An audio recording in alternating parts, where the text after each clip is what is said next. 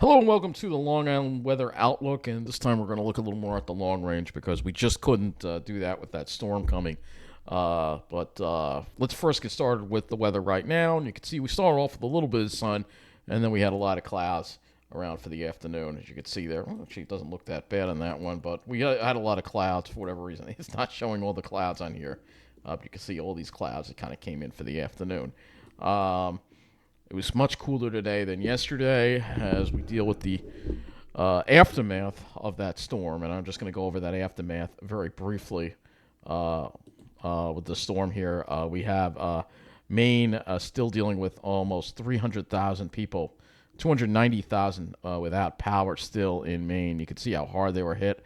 A lot of counties still dealing with, a massive amount of damage from look at this. I mean, some of these counties are 75% out.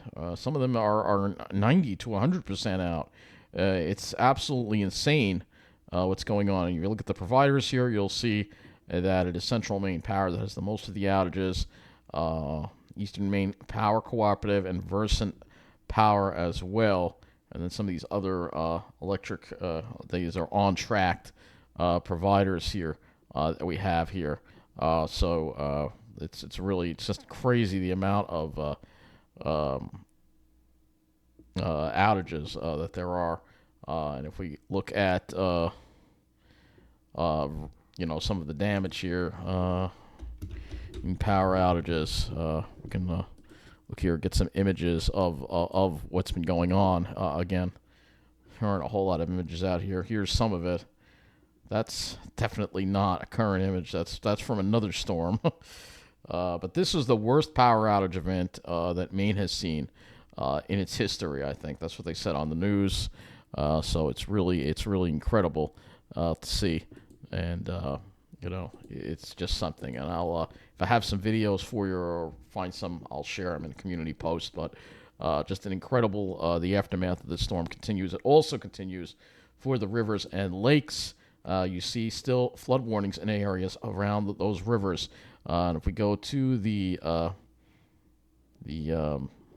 rivers and lakes data view, you'll see that we're having a lot of flooding in Jersey. Looking at some of these rivers here, you can see that we have Millstone River is starting to go down now, but I mean and some of these are still in major flood stage. Passaic is still rising right now in Pine Brook. As well as in a lot of these other rivers. The Passaic River, Little Falls, as well, dealing with a lot of flooding right now. And then we have some also in Rhode Island, too, as well. Wood River at Hope Valley also went into moderate flood stage. So really incredible to see all this. And there you still have the river flooding in Maine and all that other stuff that's continuing to go on from this storm. It sucks that we can't actually... Hang on. No, it doesn't let us move out of the area for whatever reason. I don't know why, but it's just incredible. And if we just go to News 12 New Jersey, not Long Island, for sure not Long Island, but if we go to New Jersey, you'll see the kind of flooding here. Issues persist in flood-prone areas. And Little Falls, like I said, Little Falls in particular, New Jersey, is dealing with a lot of problems right now. Hundreds of Passaic residents ordered to evacuate due to flooding. Woodland Park and Little Falls braced for potential flooding. NJ urged to evacuate. This was on Fox 5 here. NJ residents evacuate immediately. Flooding imminent. So this is the kind of thing. A whole New Jersey town was evacuated here. We'll just look at this for a moment here.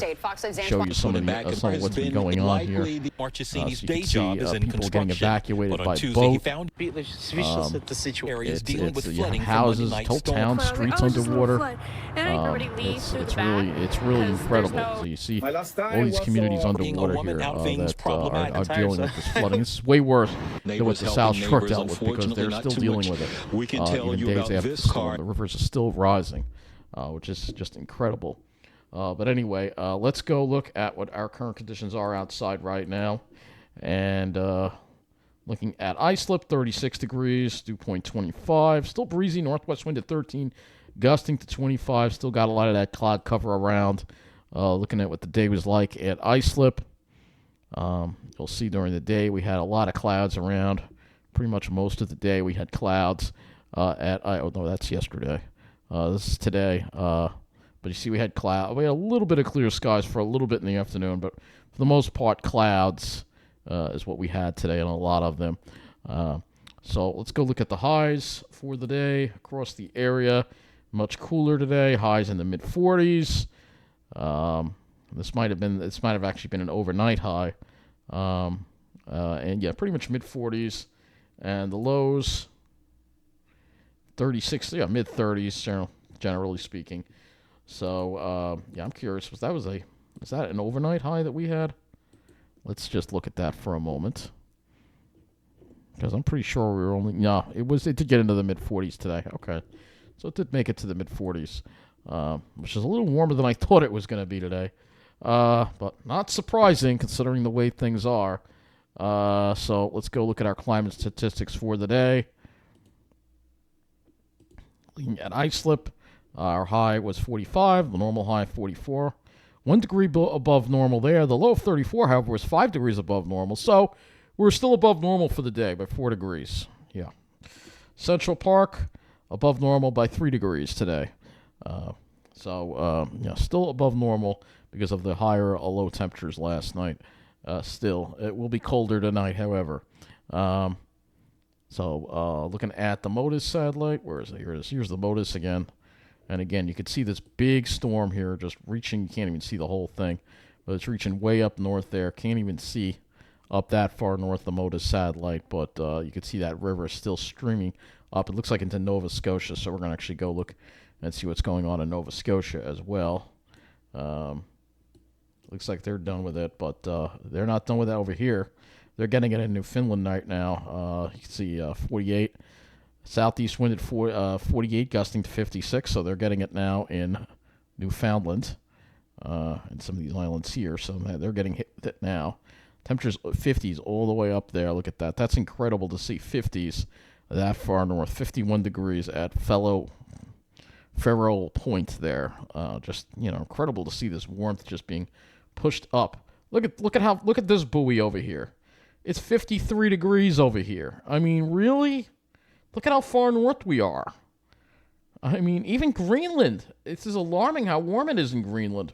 45 degrees in Greenland? That's very warm. Even central Greenland, 10 degrees. This is not good at all. This is way warmer than it should ever be in Greenland in December of all time. So just very, very concerning. Across the country, you'll see it looks like we've got a freeze. Was that a freeze? Freeze warning for part of Florida. Other than that, not a whole lot going on.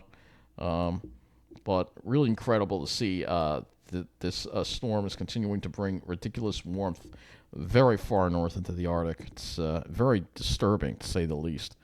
And if we want to visualize that, we can go to Ventus Sky here, which is what I'll do. Back this up to 2 o'clock today. And you'll see just to visualize how the warmth from this storm is actually being brought up very, very high up into. Look at that southerly. It's going all the way into Greenland there, folks. That is ridiculous. Absolutely ridiculous. I'll show you what the sky was like today before we get started here. Again, this is a lot of these clouds, stratocumulus. They broke up a little bit towards sunset. And then the skies tonight, obviously.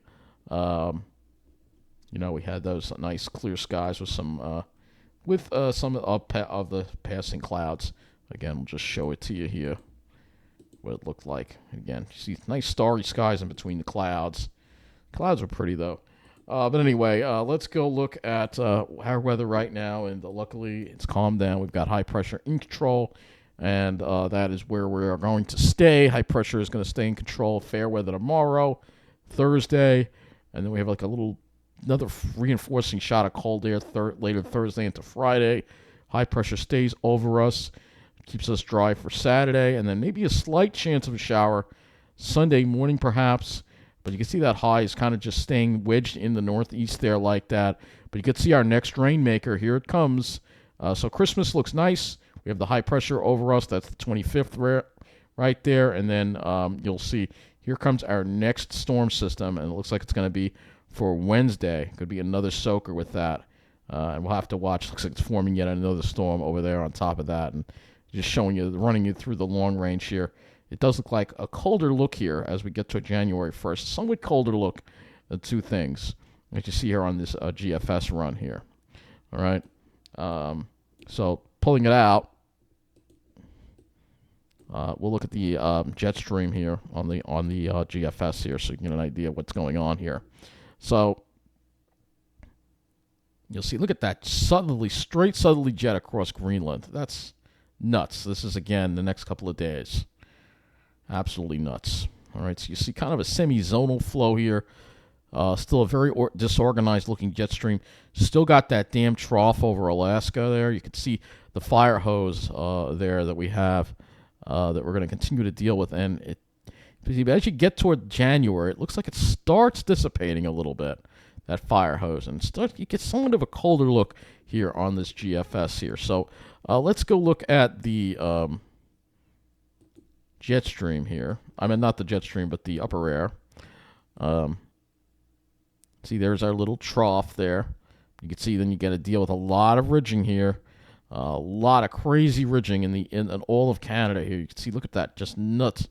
And trough over Greenland, trough over Alaska. But you'll notice here things get a little more interesting. We got a little more of a trough over here as we get toward latter in December. And you start to see some troughiness in the east develop. So is a little bit, and look at that. You do see toward the end, and again, this is toward the end, so it's going to always, be the carrot and stick. But you see that heavy ridging over Greenland and the Arctic here. That tends to promote colder air coming down into the United States when we have that. All right, let's go to the European now. 12's European, and we will go over that. So here again, there's our little trough there. Insane ridging though, right now. You look at that insane ridging going on over south of Greenland. Europeans still not showing much of a change here on the European. This only goes out to the 29th. But it does so troughing here. But this, again, would be kind of a situation that would not really be linked up to any cold air because of the way things are set up. We still got this damn trough off Alaska here. So, again, there's your fire hose right there. You can clearly see it here. Again, you don't even need to look at the jet stream. You can clearly see this right here is your fire hose. That continues on the European. But it does look a little different compared to what we've had. So maybe there will be a change in the pattern, but it may still not be favorable for winter weather. So let's look at the surface on the European. And I will take this closer now to the CONUS view. So here's the surface view on the European. Pretty much in agreement here with the GFS at this point. Not much of a difference here. And again, there's your rain for Wednesday. Could be another heavy rain event, as could wind up getting more impressive. I think we're going to get one more of these soakers before we're done for this month, unfortunately. And you can see there it pulls out. I want to go back to the North American view, and we're going to go to the temperature anomaly chart next. All right, and we're going to actually show you the North American view. You can see just how much of the country is above normal here. All right, I mean it's not just the United States, it's Canada, it's the whole thing. You do see Greenland getting colder though, again, but generally speaking, you can see how much we are above normal, and it continues much above normal. Look at these. I mean, just 20-degree anomalies in northeast Canada is just absolutely insane as we go through Christmas here and round out the month. And that's, like I said, that's as far as the European goes. I'm sure if we look at the GFS, it probably won't be much different here. Yeah, way above normal. This could be the warmest December on record in all of North America. But you notice as we get toward the end of the month, you notice that below normal air you start to see a change here and a little more cold air come in now. But the problem is it's always in that long range. It's always in that long range that we see that. And if I go to the 12Z run, it's not even there. So that's the issue. We have that run-to-run volatility that we have to watch at this point. As long as that low is still sitting off Alaska, and you have the fire hose, it's going to make it very hard to get some cold air down here. All right, I really should be showing you the 12Z GFS and not the 18Z one, because 18Z has a habit of having some So we'll go look at the 12Z GFS here. And you'll see here is the 12Z. Again, similar for next week, but as you get into the long range, yeah, it's just, here comes another, this is what I mean, another low up the Great Lakes with more rain again. So this is the problem we're going through right now. All right. So let's go a little more now that I've discussed the long range and why, and then we're going to go to the Climate Prediction Center now, and it kind of explains to you why the 1610 day is still way above normal for the whole country, above normal for precipitation too, especially in the south, on the East Coast and the West Coast, and the 8 to 14 day, the above normal changes, the likelihoods of above normals kind of backs off a little bit. We're still slightly above normal in precipitation and temperature, even as we head into the 8 to 14 day. So, yeah, it's, if you're looking for winter, I'm sorry, I can't find it for you right now. As far as precipitation goes, yeah, we're dry. We're not going to deal with any precipitation here. Just a short range model. Let's look at our dew points and wind flow here on the HRRR. And you'll see northwest winds tomorrow becoming a little more northerly, I guess. Northwesterly winds, dry air in place. And then you see what's going to happen Thursday. We have another little bit of cold air that's going to kind of sneak in from the north here. Later Thursday, we got north winds, and that's as far as we're going to get here on the HRRR. But you see those northerly winds there, and that's going to take us into some colder air. So as far as tonight goes, I think given the wind, I don't think we're going to see any radiational cooling. Lows probably upper 20s to around 30. Tomorrow, probably similar today, temperature-wise, probably low to mid-40s. I think the model might be underdoing it a little bit here. And then tomorrow night, we're probably going to see the temperatures again get down to around 32. We're still going to have that wind, so I don't think we're going to have the radiational cooling. But then notice how much cooler it is Thursday. Only mid-30s. So we're going to have that colder air coming in mid to upper 30s. So Thursday will definitely be colder than tomorrow will be. Now, let's look at some soundings here for tomorrow. So we'll go ahead. 16Z sounding. I think we should have a clear day. Let's take a look and see what we've got here as far as our soundings go. These lines look pretty far apart. So I think we should have mostly sunny skies tomorrow. Going into, move this off to the GFS now. So going into, this is again, look at that second shot of cold air. You can clearly see it on the GFS there. And it's going to be with us on Friday too. Actually, Friday is going to be even colder. You'll see there, northeast winds, really chilly air across our area. But then it backs off, and then by Saturday, we're back in that southwest flow again, as you see there. And then going into Christmas, you see the northwest become easterly flow there. And then as we get toward that storm, here's your next storm again for Wednesday, another LLJ it looks like. So we're going to have to watch. That's our next chance. So a week from tomorrow will be our next possible storm, tropical rainstorm that we'll have to deal with again. Temperatures. So obviously you see colder on Thursday, and then I think even colder on Friday. Probably Friday, I don't think, we may not make it out of the mid-30s, especially on Long Island. We still might see 40 if you're in New Jersey. But then as we get into Saturday, we start seeing a little more moderation here, mid-40s. And then Sunday, Christmas Eve, it's going to be a mild Christmas Eve day, probably mid-40s, mid to upper 40s, maybe 50 in Jersey. And then Christmas Day, we back it off a little bit cooler there, mid-40s. But then here comes that LLJ again. Here it comes again. Wednesday, we may be dealing with 60s in Jersey, 50s. And then stay behind that LJ. It stays kind of mild. It doesn't start cooling off until the final weekend of, and it cools off only moderately. You see, no Arctic air. Right, January 1st, it's showing some. But this, remember, we're looking at the 18Z run. If I go to the 12Z run, all right, it's still showing that cold air around January 1st. So we'll have to see. If we can hang on to that, we have a shot at maybe some winter then. But as far as the rest of 2023 goes, as far as the rest of this year goes, I don't see much winter weather for the rest of this year, unfortunately. So we'll go look at the soundings on the GFS next for Thursday. So we're going to take a sounding for Thursday here. And you see it looking pretty decent. The lines are pretty far apart. Friday is when we may have to start worrying about some upper level moisture sneaking in. These lines getting a little close together over here. Man, they're still pretty far apart. So you still see a little bit of moisture there at 600, 700, but it's still pretty far apart. So let's go look at now that we looked at all this stuff. Let's go look at the skies on the GFS here. And you'll see as we go into tomorrow, mostly sunny conditions. A few clouds move in. These might be on the higher. Let's see. I think these are the higher variety. Let's see if I'm right here. Yeah, mid and high. So overnight tomorrow night, we'll probably have some clouds later tomorrow and tomorrow night. But then Thursday may start off with some clouds, and then we're mostly sunny, I think, for Thursday. And then for Friday, we'll have to see. We may be on the boundary of these clouds here. We may actually be able to sneak out into them. Mostly sunny day, perhaps, but we are close to those clouds there.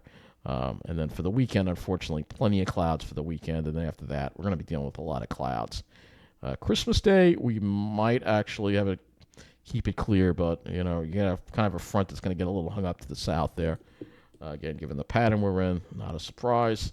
Let's look at the RGM. So here is the RGM, which is my preferred cloud mount. You can see clear skies tomorrow. And then Thursday, also clear skies. And then here comes that cirrus for Friday. That might wind up moving over us, I think. So Friday will be our day where we're going to have to deal with a little bit of cirrus around, but staying relatively chilly, I think. So that's pretty much what it looks like. So at least we're not going to deal with any storms until after Christmas. But I still think we have one more tropical soaker in the cards for the rest of this month, unfortunately, and the rest of this year, which is ridiculous. And I think some sites could see, if it winds up being a bad one, some sites could see a foot of rain. It's insane, but it could happen. So I think that's going to wrap up this weather outlook. So thank you for watching, and have a good night.